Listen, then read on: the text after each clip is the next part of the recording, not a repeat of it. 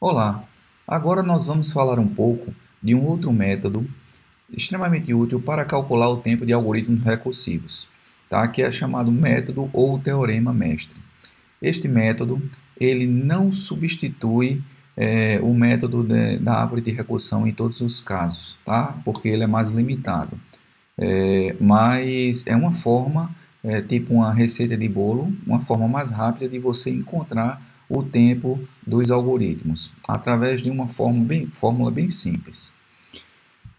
Esse método mestre ele é aplicado apenas a algoritmos que possuem essa relação de recorrência, tá? Onde T de n é expresso como um determinado número de chamadas recursivas com uma entrada dividida por alguma constante, tá? E aqui um tempo que se gasta para combinar as respostas das chamadas recursivas. Tá? Esses algoritmos que têm essa relação de recorrência, normalmente são algoritmos baseados na ideia de dividir para conquistar, em que o problema maior ele é quebrado em subproblemas, leva-se um tempo para se resolver cada subproblemas e um tempo para combinar as respostas que vindas dos subproblemas, tá certo? Então, nessa fórmula daqui, o A ele tem que ser sempre maior ou igual a 1 e o B tem que ser sempre maior do que 1. E a função que representa o tempo de combinar as respostas da chamada recursiva tem que ser uma função não negativa. Ok, pessoal? Então, todo o algoritmo que tiver uma relação de recorrência que case com esse padrão, ela pode ser resolvida pelo método mestre. Vamos lá ver esse método. O segredo desse método é comparar a função que combina a resposta da chamada recursiva com uma expressão que é constante, que sempre é n elevado a log de a na base b, tá? Onde a é o número de subproblemas e b é o tamanho do subproblema, que você vai dividir a entrada, ok? Então, você compara f de n com n elevado a log de a na base b. Se esse f de n for menor, tá? O segredo é o termo sempre de maior complexidade é quem vai ditar o tempo do algoritmo. Então, se esse termo daqui ele for maior, o tempo do algoritmo vai ser exatamente ele. Tá? Se a função for maior, a função é quem vai ditar o tempo do algoritmo.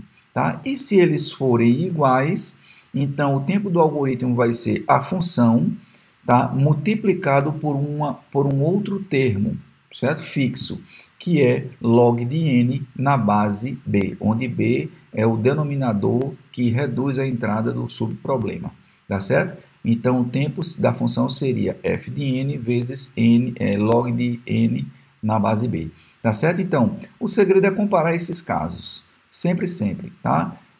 Na realidade, você compara f de n com essa expressão e ver se tem uma que é maior do que a outra. Tá? A intuição disso daqui é, se eu gasto muito tempo para poder combinar as respostas da chamada recursiva, isso vai prejudicar o tempo do meu algoritmo e vai ditar o tempo do algoritmo. Tá?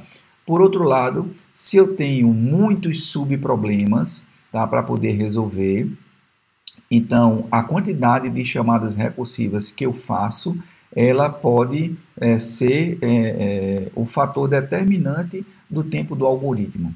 Tá? Ela vai prejudicar o tempo do algoritmo. Tá? E se esses tempos forem iguais, aí nós temos um meio termo entre essas duas expressões. Tá? Pronto. Isso é o método mestre. Não tem muito segredo, não. É saber o que comparar e saber classificar. Tá? Então, vou mostrar agora alguns exemplos para que vocês compreendam e vocês consigam fixar melhor esse teorema mestre, tá? O método mestre. Para vocês verem a aplicação do método mestre, tá? Considere esses seguintes exemplos. Nós temos funções, relações de recorrência na realidade, tá? Que eu quero saber se eu posso aplicar o método mestre ou não. Tá? Então, nessas três relações, tá? A gente não pode aplicar o método mestre. E vamos ver o porquê disso.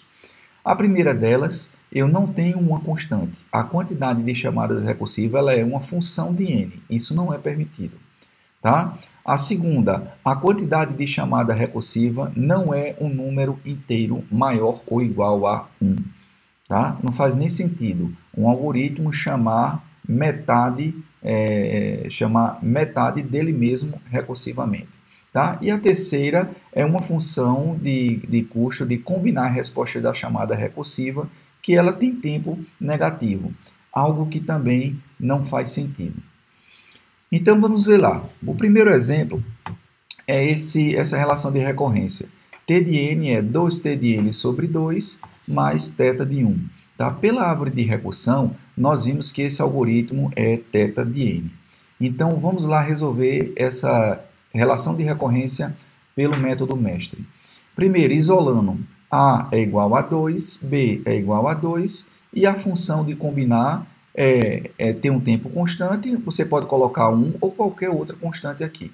E a ideia é comparar sempre a função constante com n elevado a log de A na base B, tá? Onde A é 2, B é 2.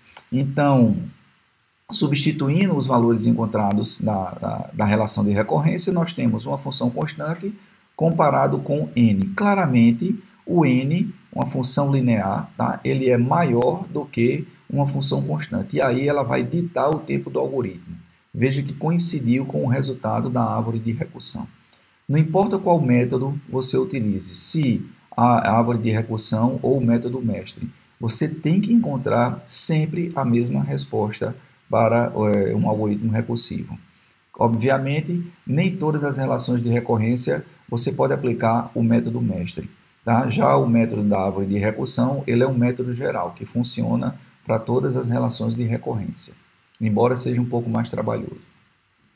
O segundo exemplo, vamos alterar apenas a função de combinar respostas da chamada recursiva. Pela árvore de recursão, esse algoritmo é n log de n. Pelo método mestre, nós extraímos o A, que é 2, o B, que é 2, e a função, que é n. E agora nós temos que comparar essa função com esse termo daqui, tá? E aqui nós temos que n elevado a log de A na base B, onde A é 2 e B é 2, isso daqui vai dar 1. Então, eu vou estar comparando f de n, que é n, com n também. E isso recai no caso 2 do teorema do método mestre, onde vai ser, como eles são iguais, nós colocamos a função, tá, multiplicado por um termo fixo, que é log de n na base B. Como B é 2 e a função é n, nós temos que é do θ n log de n. Coincidiu com o resultado da árvore de recursão. Tá? Agora vamos modificar um pouco. O tempo para combinar as respostas, ele passa a ser mais custoso, ou seja, é n ao quadrado. Tá? Pela árvore de recursão, nós vimos que esse algoritmo ele tem tempo quadrático. Tá? Extraindo A, extraindo B e a função, e vamos fazer a comparação aqui.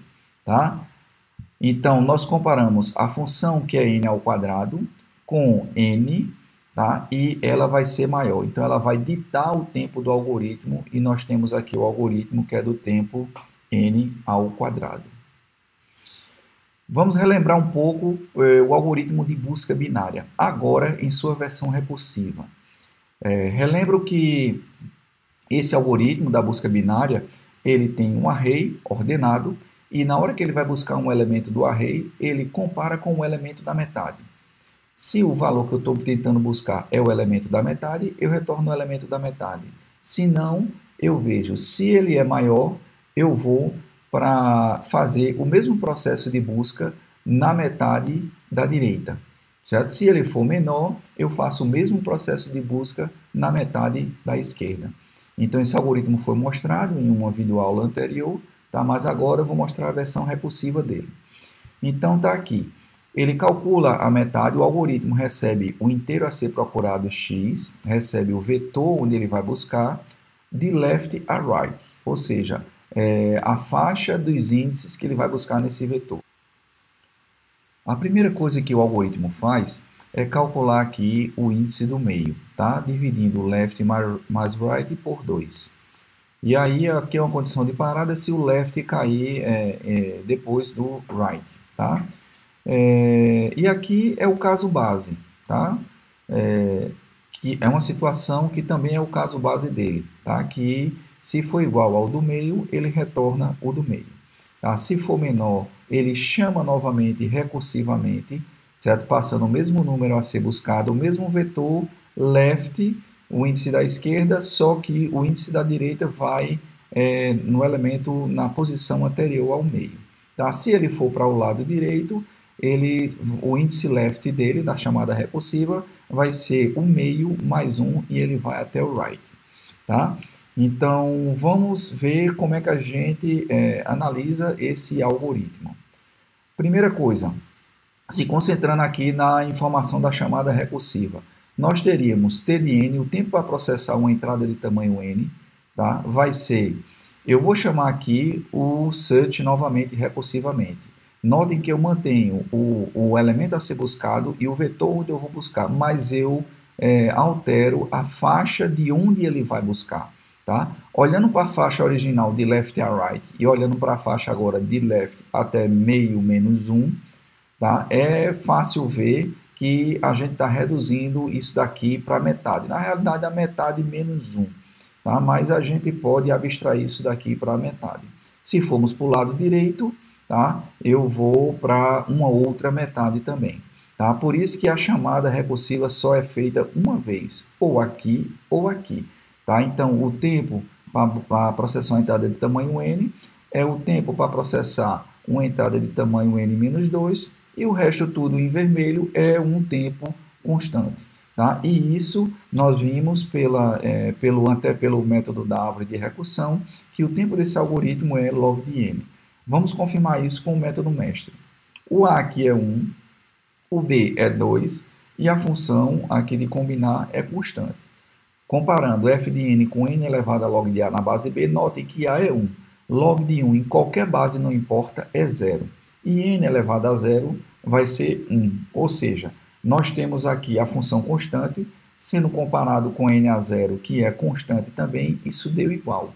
Como deu igual, nós temos um algoritmo que é do tempo da função vezes log de n, certo? Ou aqui que nós simplesmente nos concentramos em log de n.